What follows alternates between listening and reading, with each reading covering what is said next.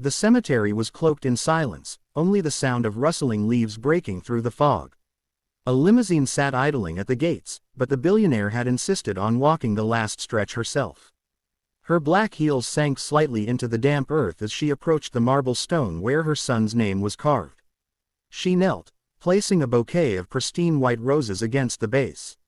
Her diamonds glittered faintly in the morning light, but her eyes were dull, heavy with the grief she rarely allowed anyone to see.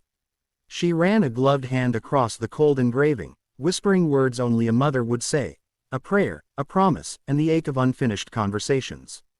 The air seemed to hold her sorrow until a sound pierced it, soft, broken sobs. At first, she thought her mind was betraying her, inventing voices in the loneliness of mourning. But the sound grew clearer, fragile yet desperate. Slowly, she turned her head. Through the mist, she spotted a young black woman in a faded diner uniform, knees bent on the grass, her shoulders shaking. Beside her stood a little boy, no older than 6, trying to wipe his mother's tears with tiny hands. The sight struck the billionaire like a blade through the chest. This wasn't the quiet solitude she expected. This was grief, raw and unfamiliar, intruding on the sacred space of her loss.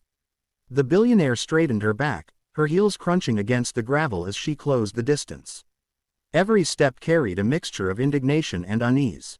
"Why are you here?" Her voice cut through the mist, polished but strained, as though she were trying to command the moment instead of question it.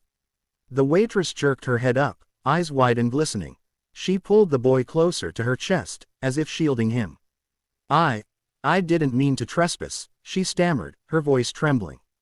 I didn't know where else to go." The billionaire's gaze dropped to the child, and for a heartbeat she forgot to breathe. The boy's small hand was pressed flat against the gravestone, his fingers tracing the engraved letters clumsily as if he were memorizing them. His eyes lifted briefly, catching hers, and something inside her shattered. Her pulse quickened. That face, those deep-set eyes, the stubborn curve of the jawline. It was as if the boy carried a ghost within him, the very reflection of the man buried beneath the stone. The billionaire's lips parted, the color draining from her face. "No," she whispered under her breath, stumbling back a step. "It can't be." The waitress's tears came harder, and she looked away, shame and fear mingling in her features.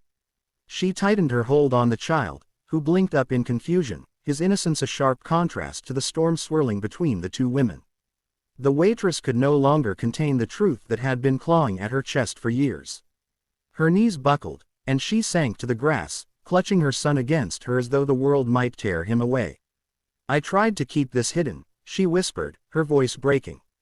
"I thought I could do it alone, that I could protect him from your world. But standing here, I can't lie anymore." The billionaire's breath trembled. She took a step closer, her hands shaking at her sides, eyes locked on the boy who was staring up at her with quiet curiosity. "What are you saying?" Her voice cracked, unsteady for the first time in years. "Tell me, now." The waitress buried her face in her palms, sobbing openly. "He's yours, your grandson. Your son loved me, but he was terrified you'd never accept us. I was just a waitress. Nothing compared to the life he came from. When he died, I promised I'd protect our child, even if it meant hiding him from you. But every day I look at him, I see your son. And I couldn't keep that truth buried in silence anymore." The words struck the billionaire like thunder. She staggered forward, tears blurring her vision.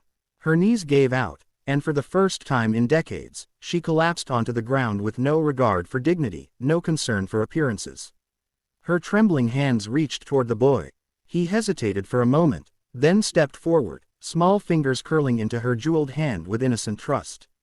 Tears spilled freely down her cheeks, staining the perfect mask she had worn for years.